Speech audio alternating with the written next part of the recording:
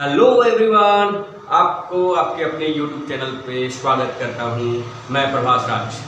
जैसे कि मैंने लास्ट वीडियो में बताया था कि हम लोग प्लेन मिरर के बारे में डिस्कस करेंगे, तो नाउ हम लोग पहले ये जान लें कि हम लोग कौन कौन से टॉपिक पे डिस्कस करने वाले हैं। सबसे पहले हम लोग प्लेन मिरर में इमेज के बारे में डिस्कस करेंगे।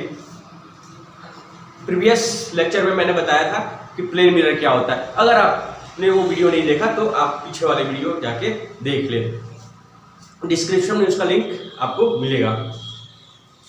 प्लेन मिरर में इमेज कैसे बनता है उसके बारे में डिस्कस करेंगे। दो तरह के ऑब्जेक्ट होंगे, एक पॉइंट ऑब्जेक्ट का मिरर में कैसे इमेज बनेगा उसके बारे में, फिर हम लोग डिस्कस करेंगे एक्सटेंडेड ऑब्जेक्ट का कैसे इमेज बनेगा। दोनों के बारे में वन बाय वन डिस्कस करेंगे। फिर उसके बाद हम रोटेटिंग यानी प्लेन मिरर को रोटेट कराते हैं, उसके अपने एक्सिस पे रोटेट कराते हैं तो क्या होगा उसके बारे में हम लोग डिस्कस करेंगे। फिर प्लेन मिरर जब एक दूसरे के ऊपर इंक्लाइंड हो तो क्या होगा, image number of image count किया जाता है, तो वो नंबर ऑफ इमेज कैसे काउंट किया जाता है उसके बारे में हम लोग डिस्कस करेंगे। Now let's start one by one. Now हम लोग प्लेन मिरर में पॉइंट ऑब्जेक्ट का इमेज कैसे बनता है उसके बारे में डिस्कस करते हैं। अगर आपको कहीं का कोई भी कॉन्सेप्ट क्लियर नहीं हो रहा है या कोई डाउट हो रहा है तो आप लोग हमें डायरेक्ट डिस्क्रिप्शन में दिए हुए नंबर पे व्हाट्सएप कर सकते हैं, मेल भी कर सकते हैं, जीमेल आईडी भी दिया हुआ है। Now let's start. बिना कुछ इधर उधर की बातें किए हुए टॉपिक स्टार्ट करते हैं। प्लेन मिरर में पॉइंट ऑब्जेक्ट का इमेज कैसे बनेगा। Now let's start. एक छोटा सा काफ़ी छोटा पॉइंट ऑब्जेक्ट लेंगे जो O है। एक मिरर प्लेन मिरर लिए हुए हैं, इसके इन फ्रंट पे पॉइंट ऑब्जेक्ट रख देंगे। अब मिरर का कोई भी मिरर का काम क्या होता है कि लाइट को रिफ्लेक्ट करेगा और इमेज क्रिएट करेगा। तो यहाँ पे भी मिरर लाइट को रिफ्लेक्ट करेगा और इमेज पॉइंट ऑब्जेक्ट का इमेज क्रिएट करेगा। देखते हैं इमेज कैसे बनता है। सबसे पहले पॉइंट ऑब्जेक्ट से प्लेन मिरर के एक नॉर्मली इंसिडेंस कराएंगे। प्लेन मिरर के ऊपर, ये प्लेन मिरर हुआ, इसके ऊपर इंसिडेंसली कराएंगे नॉर्मली इंसिडेंस लाइट का। तो आफ्टर रिफ्लेक्शन ये उसी डायरेक्शन में चला जाएगा। क्यों? क्योंकि एंगल ऑफ इंसिडेंस 0 डिग्री है और एंगल ऑफ रिफ्लेक्शन भी 0 डिग्री हो जाएगा। तो जिस रास्ते से आया उसी रास्ते वापस चला जाएगा। नेक्स्ट लाइट क्या है कि एक एंगल के साथ लाइट को इंसिडेंस कराते हैं प्लेन मिरर के पॉइंट ए पर। आफ्टर रिफ्लेक्शन ये सी डायरेक्शन में वापस चला जाएगा। तो यहाँ एंगल ऑफ इंसिडेंस एक नॉर्मल ड्रॉ करेंगे जो एंगल ऑफ इंसिडेंस और एंगल ऑफ रिफ्लेक्शन को पार्टिसिपेट करता है। और according to second law of reflection हम लोग जानते हैं कि angle of incidence equal to angle of reflection, तो दोनों आई हो जाएगा। आफ्टर रिफ्लेक्शन दोनों रेस एक दूसरे से डाइवर्ज हो रहे हैं, तो कहीं ना कहीं मिरर के पीछे ये एक दूसरे को इंटरसेक्ट कर रहे हैं। तो रिफ्लेक्टेड रेस जो हैं उनको पीछे की तरफ हम लेके जाएंगे तो वो इमेज पॉइंट पे एक दूसरे को इंटरसेक्ट करेंगे। जिस पॉइंट पे इंटरसेक्ट करेंगे उस पॉइंट को हम लोग इमेज कहेंगे। तो यहाँ क्या हो रहा है, प्लेन मिरर द्वारा एक वर्चुअल इमेज बन रहा है। आफ्टर रिफ्लेक्शन ये अपीयर हो रहा है कि एक दूसरे को मीट कर रहे हैं। तो प्लेन मिरर द्वारा हमेशा वर्चुअल इमेज बनता है। फर्स्ट कंक्लूजन निकला। अब और आगे देखते हैं। तो ये लाइन OI लाइन एक और दूसरा N and S ये नॉर्मल है, perpendicular to the plane mirror. ये भी तो प्लेन मिरर पे परपेंडिकुलर ही है, तो दोनों पैरेलल हैं। OI और N and S both are be parallel. तो वी नो डैट कि अगर पैरेलल लाइन हो, अगर दो पैरेलल लाइन है, अगर उसको कोई एक लाइन इंटरसेक्ट करता है तो इसका एक का एक्सटर्नल एंगल और दूसरे का इंटरनल एंगल अल्टरनेटिंग एंगल कहा जाता है, दोनों आपस में बराबर होंगे। सो ये एंगल आई है तो ये भी एंगल आई हो जाएगा। दूसरा देखते हैं, ये रिफ्लेक्टेड रे, रिफ्लेक्शन के बाद ये पीछे की तरफ कर रहे हैं तो ये दोनों पैरेलल लाइन को इंटरसेक्ट कर रहा है, तो इसका इंटरनल एंगल जो बन रहा है ये एंगल NAC एंगल, और ये यहाँ इमेज के पास जो रिफ्लेक्टेड रेस के बीच का एंगल जो है वो करस्पॉन्डिंग एंगल होंगे, दोनों बराबर होंगे। ये भी आई है सो ये भी आई हो जाएगा। क्लियर? तो अब यहाँ दो राइट एंगल ट्रायंगल बन रहे हैं, फर्स्ट ओ बी ए और second right angle triangle B I A. दोनों का एक साइड कॉमन है और एंगल भी इक्वल है, दो एंगल इक्वल है। तो ये ट्रायंगल एक दूसरे के कंग्रुएट होंगे, तो इनका कॉरस्पॉन्डिंग साइड्स भी आपस में इक्वल होगा। So we can say that O B equal to O I. So O B equal to O I, यानी ऑब्जेक्ट से जितना मिरर का दूरी है उतना ही इमेज से मिरर का दूरी होगा। तो हम कह सकते हैं कि जितनी दूरी पे ऑब्जेक्ट रखा जाएगा उससे मिरर से उतनी ही दूरी पीछे इमेज क्रिएट होगा। अब हम लोग देखेंगे अगर एक्सटेंडेड ऑब्जेक्ट है तो उसका इमेज कैसे बनेगा। Now let's start. नाउ हम लोग देखेंगे image of extended object in a plane mirror.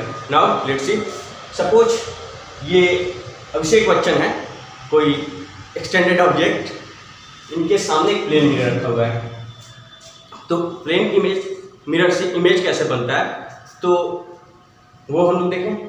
Generally हम लोग जब डायग्राम ड्रॉ करते हैं तो एक्सटेंडेड ऑब्जेक्ट के टू रेज हम लोग टॉप से लेंगे, टू रेज बटन से लेंगे।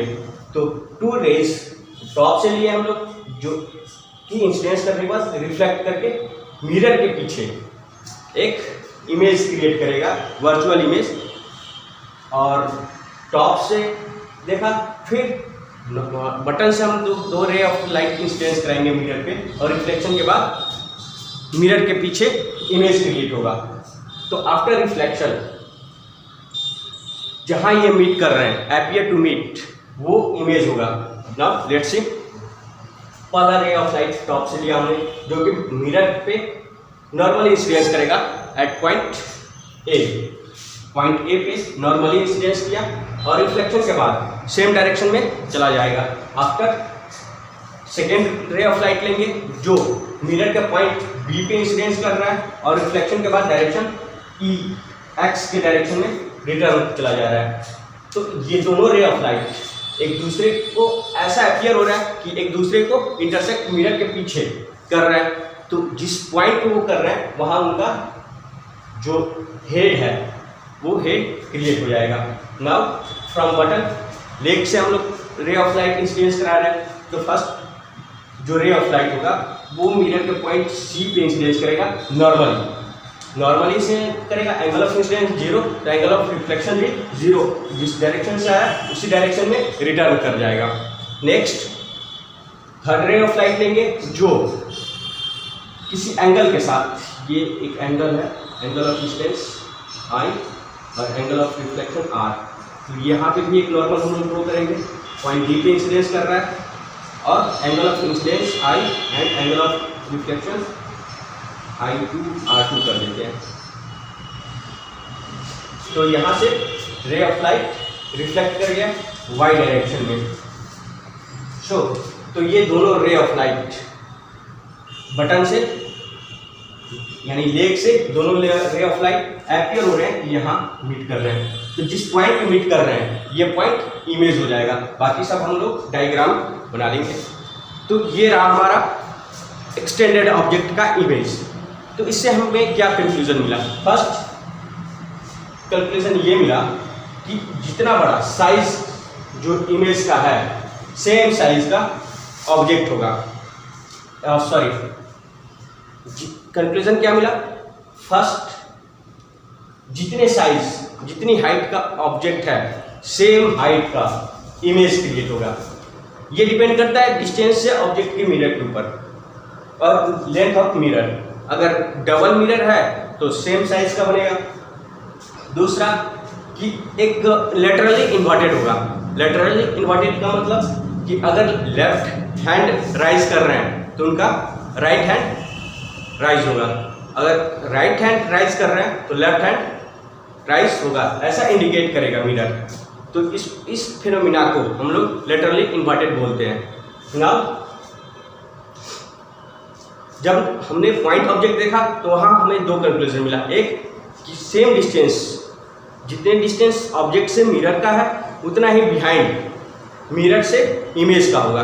दूसरा कंक्लूजन क्या निकला था कि वर्चुअल इमेज बनेगा। यहाँ 3 कंक्लूजन निकल के आया, सेम साइज का, और ये जो इमेज होगा इरेक्ट होगा, सीधा इमेज बनेगा। फर्स्ट कंक्लूजन निकल के आया इरेक्ट इमेज क्रिएट होगा। सेकेंड कंक्लूजन सेम साइज का होगा। Third conclusion laterally inverted.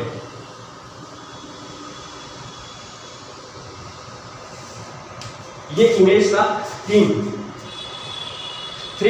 Properties सामने आया, कैरेक्टरिस्टिक सामने आया। पहला लेटरली इरेक्ट इमेज क्रिएट होगा, दूसरा सेम साइज का होगा, जितने साइज का ऑब्जेक्ट उतने ही साइज का मिरर। थर्ड कंक्लूजन कि लेटरली इन्वर्टेड होगा, यानी लेफ्ट का राइट का लेफ्ट इंडिकेट करेगा।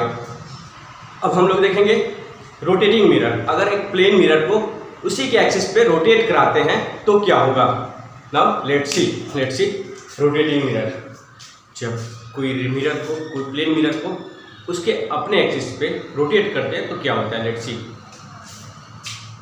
सपोज ये एक एम डैश प्लेन मिरर लिए, ये ए रे ऑफ लाइट कहीं से सोर्स से आ रहा है, बी पे इंसिडेंस कर रहा है, फर्स्ट टाइम सी पे कितना डायरेक्शन में रिफ्लेक्ट कर रहा है। ये रे ऑफ लाइट आया, बी पे इंसिडेंस किया, सी की तरफ रिफ्लेक्ट करा गया। तो इस पे एन डैश नॉर्मल है, तो नॉर्मल और इंसिडेंस रे के बीच एक एंगल बना, जिसको हम लोग एंगल ऑफ इंसिडेंस बोलते हैं। आफ्टर रिफ्लेक्शन ये सी की तरफ चला गया, तो angle of incidence is equal to the angle of reflection, तो ये भी आई हो जाएगा एंगल ऑफ रिफ्लेक्शन। फिर हमने क्या किया, उसके एक्सिस पे, सेम एक्सिस पे हमने मिरर को थीटा रोटेट कराया। ये मिरर रहा, इसको हमने थीटा रोटेट करा दिया। Same ray of light incidence किया बी पे, और यहाँ पे नॉर्मल ऑफ इंसिडेंस जो हो जाएगा चेंज हो जाएगा, बिकॉज मिरर को हमने रोटेट कराया, तो ये एन डैश हो गया। तो जो नॉर्मल में डिफरेंट आएगा ये भी थीटा हो जाएगा। ये डिफरेंस जो आया, जो लोग बीच में जो एंगल डिफरेंट हुआ वो एंगल थीटा रोटेट कर गया डिफरेंस भी, तो ये एंगल ऑफ इंसिडेंस क्या हो जाएगा, थीटा आई प्लस थीटा। क्लियर। तो ये आई प्लस थीटा, तो ये लाइट रिफ्लेक्ट किया है डी डायरेक्शन में, तो एंगल ऑफ रिफ्लेक्शन अब क्या हो जाएगा, नए वाले रे के लिए आई प्लस थीटा।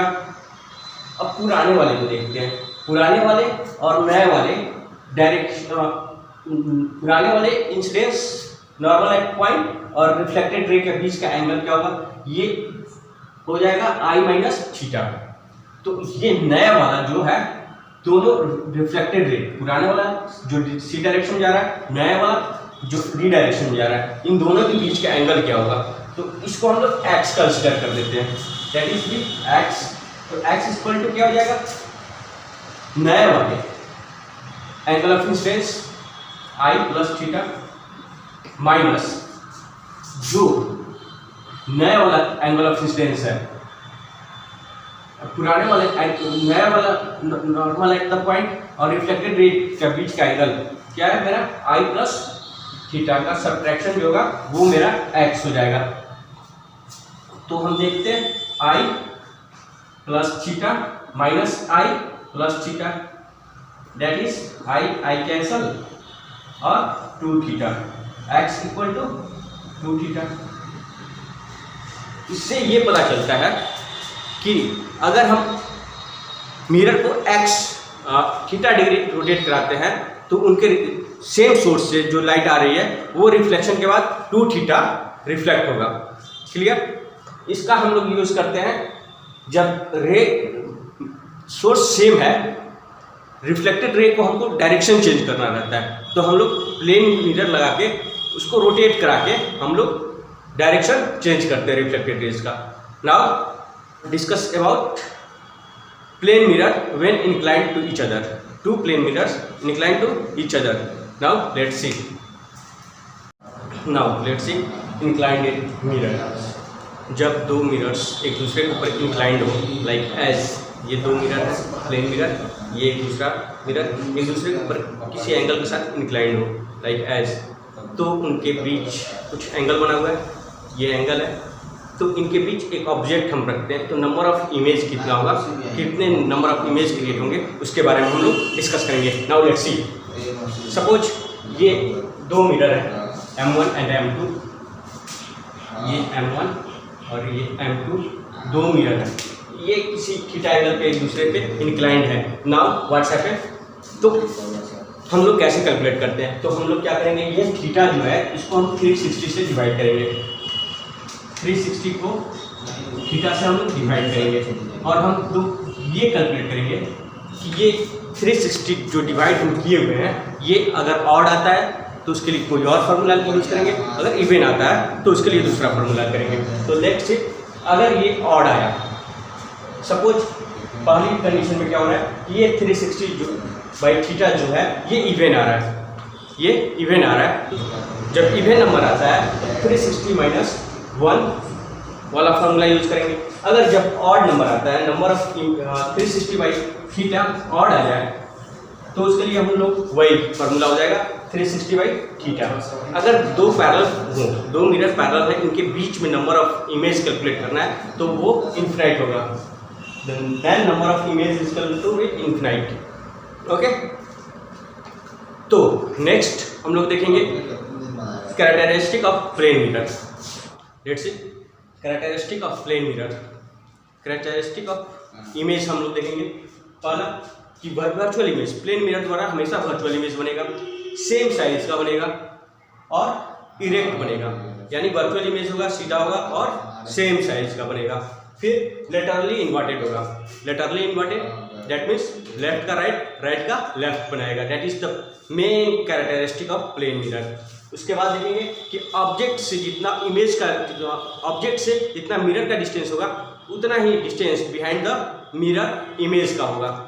अगर आपको ये वीडियो अच्छा लगा तो प्लीज़ लाइक, कमेंट और शेयर करना ना भूलें.